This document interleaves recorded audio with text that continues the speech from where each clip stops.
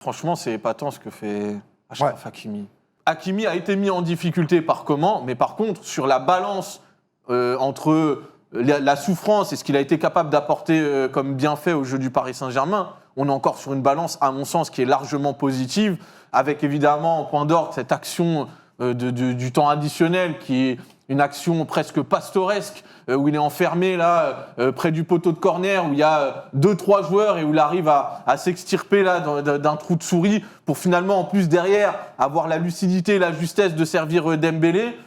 Non, franchement, moi, Hakimi, je le trouve épatant. Alors, je sais qu'il y en a beaucoup qui lancent des débats qui, moi, me semblent un petit peu stériles sur les histoires de Ballon d'Or, etc. Moi, j'aimerais juste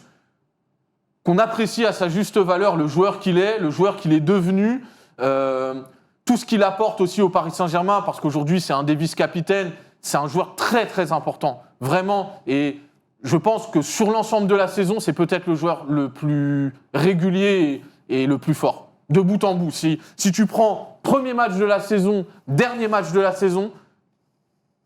tu vois, c'est évidemment, il y a moins d'éclat que Dembélé, il y a moins le côté clutch sur des matchs qui nous ont, tu vois, imprimé l'imaginaire collectif. Mais par contre, sur l'aspect vraiment purement de performance, de régularité, d'assiduité et d'impact, parce que mine de rien, il a des stats aussi à l'image de cette Coupe du Monde des clubs où il a déjà été buteur et passeur à plusieurs reprises. Franchement, la saison d'Achraf Hakimi,